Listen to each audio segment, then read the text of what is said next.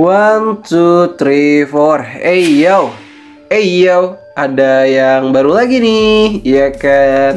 Oke, di awal scene kali ini kita diperlihatkan kelanjutan dari pertarungan antara Dewa Guan Yin versus Raja Asura Rao yang makin memanas saja. Raja Asura yang kesal kepada Dewa Guan Yin berkata, "Hei Dewa Guan Yin, apa cuman ini kemampuanmu, ha? Kau dari tadi menghindar saja. Hahaha, jangan terburu-buru. Kau itu adalah orang yang terburu-buru ya, Raja Asura," ucap Dewa Guan Yin yang mencoba tetap tenang di sana. Tidak ada gunanya jika kau terus menghindar, dan pada akhirnya kau tidak akan bisa lari kemana-mana lagi, ucap Raja Asura Rao sambil terus-menerus memberikan daya dobrak kepada Dewa Guan Yin dengan tebasan pedang iblisnya. Namun sayang, semua serangan Raja Asura Rao itu berhasil ditahan oleh Dewa Guan Yin dengan jurus 1000 tangan dewanya, yang membuat pedang Raja Asura Rao tak bisa berkutik di sana. Lalu Dewa Guan Yin pun berkata, "Semua seranganmu itu tidak ada gunanya jika melawan jurus 1000 telapak tanganku ini, karena itu akan sangat mudah sekali ditahan oleh tangan-tanganku ini. Kau sekarang sudah terkepung dari segala sisi, Asura." Lalu Raja Asura yang mendengarkan hal itu pun berkata, "Jurus 1000 tangan bisa menahan kekuatan tebasanku? Haha, kau bercanda Dewa Guan Yin.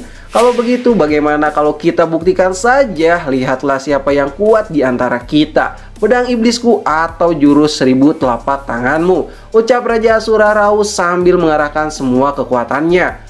Namun tiba-tiba seseorang pun berkata, "Raja Asura Rao, kau ternyata tidak punya sopan santun ya. Lebih baik bawalah orang-orangmu pergi dan pulanglah. Kalau tidak aku sendiri yang akan memusnahkan kalian semua," ucap Raja Harta Surgawi yang tiba-tiba muncul di depan mereka. Tiga dari salah satu dewa kuno ya. Sebenarnya asal-usul Asura dan Dewa Langit itu sama. Kalian itu berasal dari dunia yang kuciptakan, dan sekarang aku sebagai sang pencipta memerintahkan kalian untuk mundur saja, ucap Raja Harta Surgawi sambil melemparkan tombak api sucinya. Akan tetapi Raja Asura Rao berhasil menghindarinya.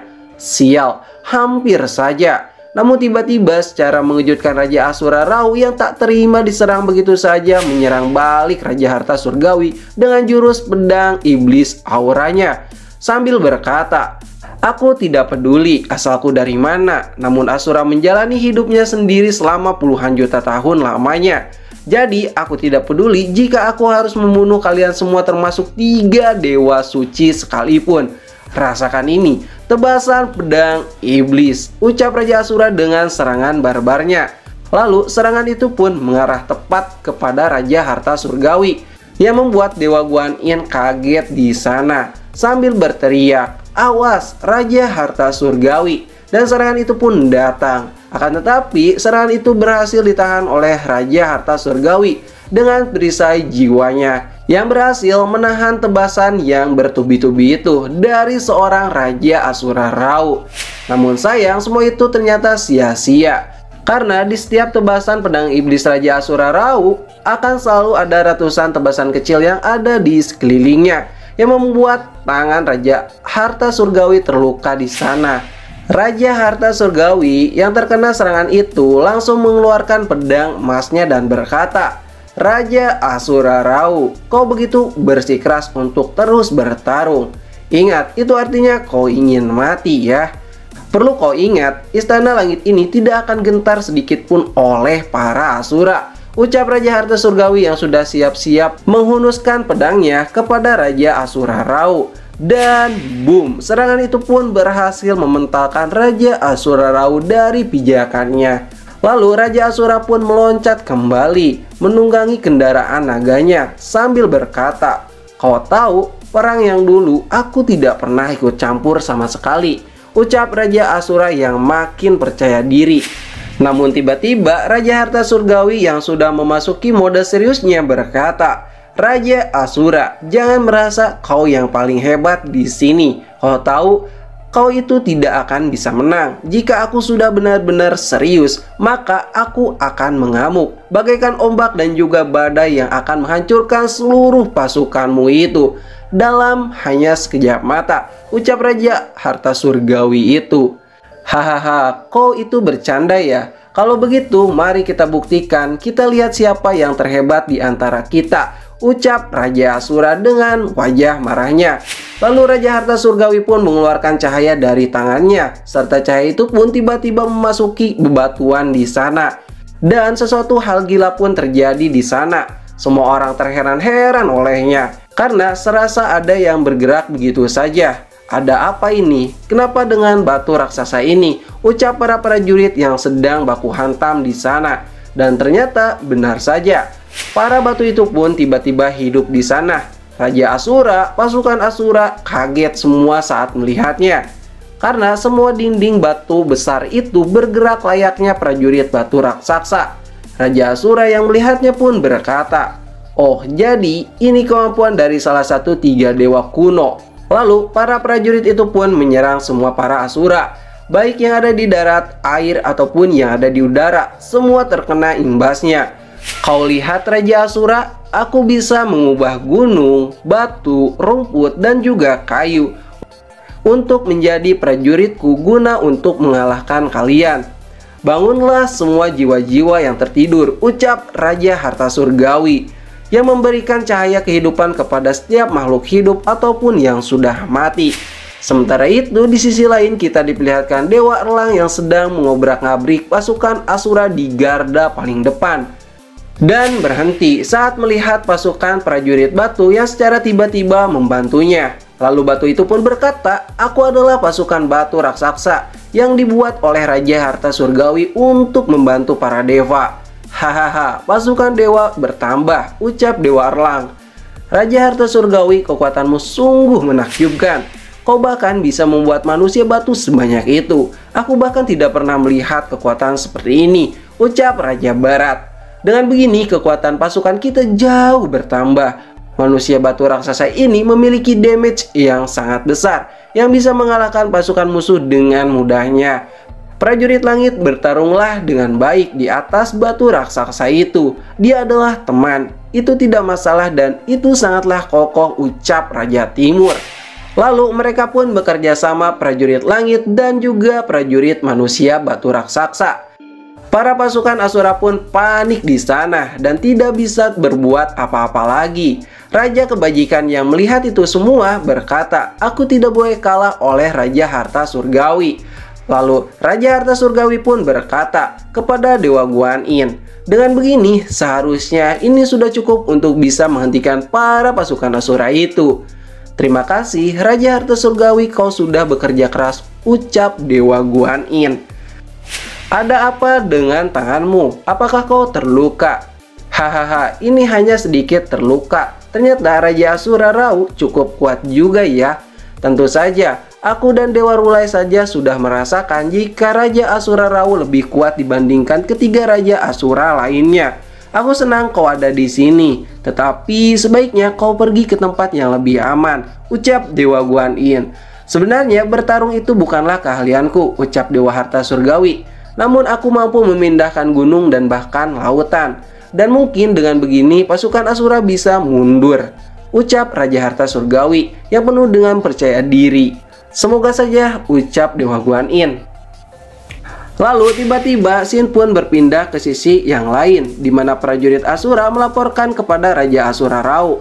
Formasi pertahanan batu raksasa itu sangatlah kokoh sekali. Semua orang tidak bisa menembusnya. Bagaimana sebaiknya sang raja, ucap para prajurit itu. Lalu Raja Asura pun berkata, "Lambatkanlah serangan kalian, karena aku yakin ini tidak akan bertahan lama." Lalu tiba-tiba scene pun berpindah lagi ke Istana Langit, di mana Dewa Rulai yang sedang mendatangi kediaman Sumo dan juga pelayan dari Dewa Guan Yin. Namun di saat itu pelayan itu pun keluar dan berkata, "Dewa Rulai, untung kau kesini." Sumo kabur. Dewa Rulai pun hanya terdiam di sana. Lalu tiba-tiba kita pun diperlihatkan keberadaan Sumo, di mana Sumo sedang mencoba mengikuti Raja Asura dan juga prajurit Asura yang lainnya yang sedang bertarung melawan Dewa Langit. Sambil berkata di dalam hatinya, "Asura dan dunia langit, sekarang ayah aku akan datang." Sebagai Asura, aku tidak punya pilihan. Aku mau ikut dengan kalian sambil mengeluarkan pisau kecilnya dan siap-siap untuk berangkat. Akan tetapi seseorang pun berkata, "Hentikan, lepaskan pisau itu dan jangan pergi ke sana. Jika kau pergi ke sana, kau hanya akan ada dua pilihan, melukai diri sendiri atau melukai orang lain. Keluar dari sini secara diam-diam dan tiba-tiba menonton keributan. Kau tidak ada sopan santun ya Sumo," ucap Dewa Rula yang tiba-tiba ada di belakangnya. "Hei guru, jangan kemari, jangan ikut campur. Kita sekarang adalah musuh," ucap Sumo. "Apa maksudmu?" ucap Dewa Rulai.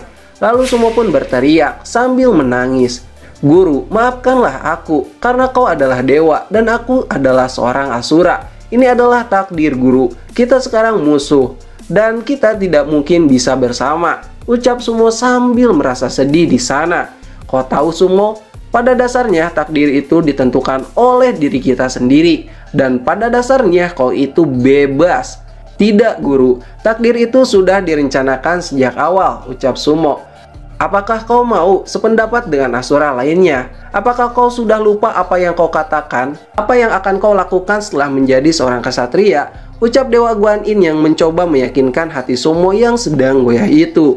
"Aku berencana menjadi seorang Asura yang tidak membunuh sembarangan guru. Kalau begitu, apakah orang lemah boleh ditindas dengan sesuka hatinya? Tidak boleh guru, tentu saja kita harus melindunginya." "Semua yang kau katakan itu benar Sumo. Lihatlah Sumo, kau ini tidak seperti mereka. Sumo, letakkan pisau itu dan kembalilah." Lalu Sumo pun bersedih dan menaruh pisaunya sambil berkata, "Apa yang aku bisa lakukan guru? Yang bisa kau lakukan untuk sekarang adalah makanlah dan obatilah lukamu. Terkadang kau tidak perlu melakukan apapun karena yang terjadi di dunia ini bukan dikendalikan olehmu. Ayo kita pergi. Aku sudah cukup sibuk dan masih perlu mengurusmu. Mohon maaf ya guru." Lalu tiba-tiba Shin pun berpindah ke kerajaan Naga Laut Timur, di mana kita diperlihatkan kakek naga dan anak-anaknya yang sedang melihat warna langit yang berubah, yang menandakan Dewa Langit sedang berperang dengan para Asura. Lalu Raja Naga Laut Timur berkata, "Perang kali ini sepertinya tidak akan mudah dan akan berlangsung sangatlah lama. Ini adalah urusan para Dewa Langit dengan Asura. Dunia langit sekarang sudah terpecah menjadi dua bagian, yaitu cahaya dan juga kegelapan." "Apa maksudmu kegelapan?" "Benar, urusan dunia langit yang kita bahas bersama, Istana Langit, sekarang menjadi urusan pihak bayangan gelap. Mereka sungguh sangat tulus kakek. Mereka juga terus menanyakan kita. Kita perlu memberi jawaban," ucap anaknya itu. Akan tetapi kakek naga yang mendengarkan hal itu langsung berkata, "Tolonglah, masalah ini jangan dibahas lagi. Suku naga tidak mungkin bekerja sama dengan bayangan gelap." Di saat Raja Naga Timur memasuki kerajaannya, tiba-tiba seseorang pun berkata, "Raja Naga Timur, pikiranmu sungguh sangat tua sekarang. Kau adalah orang yang tidak pernah menerima perubahan era ini. Kau akan mati Raja Timur." Dan tiba-tiba kakek naga timur pun ditusuk oleh seseorang dari belakang. "Kau sebaiknya jangan menghalangi kami lagi," ucap seseorang itu. "Sayang sekali Raja Naga Timur harus mati dengan menyedihkan seperti ini. Itu karena kau tidak mau bekerja sama. Sudah puaskah temanku?" Lalu Ringstar yang berada di kerajaan Naga Timur pun berubah dirinya menjadi seseorang dan berkata, "Kakak, kakak, kakak. Kakak ayah mencarimu. Oh, kau adikku, memangnya ada apa? Sepertinya ayah sedang tidak enak badan dan ingin memintamu untuk menemaninya. Tapi kenapa lewat sini adik? Kita sekarang mau kemana?" "Mengantarmu ke tempat ayah berada kakak," ucap Ringstar yang berpura-pura menjadi adiknya. Di saat anak Raja Naga itu sampai di tempat itu, dia pun kaget seketika karena semua prajurit naga sudah bersiap-siap untuk memanahnya di sana. Dan chapter kali ini pun berakhir di sini. Terima kasih sudah nonton channel ini. Like aja jika kalian suka, dislike aja jika kalian tidak suka. Kami ceritain pamit dan sampai jumpa di next video. Bye bye.